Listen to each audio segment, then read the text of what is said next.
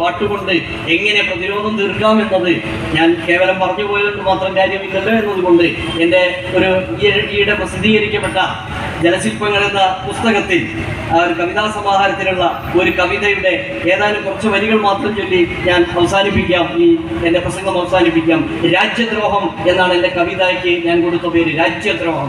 കവിത ഒരു ഗദ്യ കവിതയാണ്. കവിത ഇങ്ങനെയാണ്: ഇന്ന് ഞാനും ഒരു രാജ്യദ്രോഹി, കുറ്റം നാലാൾ കൂടുന്നിടത്ത് ഒരു കവിത ചൊല്ലി. കവിതയിൽ രാജാവിൻ്റെ നഗ്നതയെ പറ്റി രണ്ടു വരികൾ. ഞാൻ ഇന്ന് രാജ്യദ്രോഹി,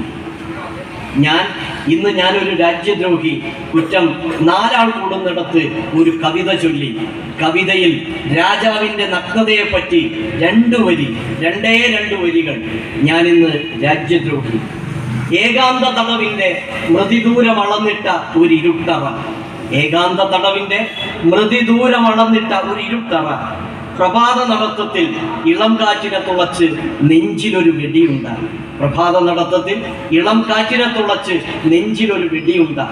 പകലുറക്കത്തിൽ പടികടന്നെത്തുന്ന വടിവാൾ തിളക്കം.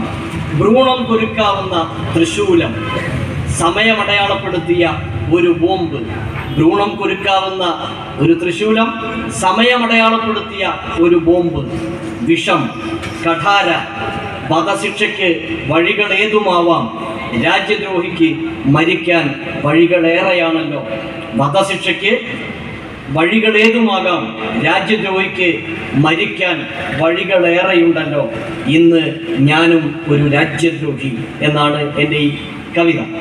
ഞാൻ സൂചിപ്പിക്കുന്നത്, ഈ കവിത കൂടി ഇവിടെ അവതരിപ്പിക്കുന്നത് ഒരു സാഹിത്യ സംവാദത്തിൽ, സാഹിത്യ മത്സരത്തിൽ പങ്കെടുക്കുന്നവരൊക്കെ ഇതൊരു കേവലം മത്സരത്തിൽ വിജയം കിട്ടാനുള്ളത് മാത്രമായിട്ട് കാണരുത് എന്നാണ് ഈ വർത്തമാനകാലത്ത് ഇവിടെ വാഴക്കാട് നിന്ന് എനിക്ക് സംസാരിക്കാനുള്ളത്. വർത്തമാനകാലത്തെ ഇന്ത്യൻ സാഹചര്യത്തിൽ ഒരു പാട്ടും കൊണ്ടുപോലും നമുക്ക് പ്രതിരോധം തീർക്കാം.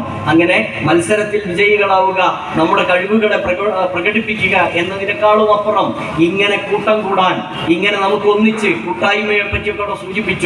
മനുഷ്യന് സ്നേഹം പകർന്നു കൊടുക്കാൻ ജാതിക്കും മതത്തിനും വർഗത്തിനുമെല്ലാം അതീതമായി മനുഷ്യനെ സ്നേഹത്തോടെ ചേർത്തു പിടിക്കാൻ കൂടി കലകൾക്ക് സാധിക്കും.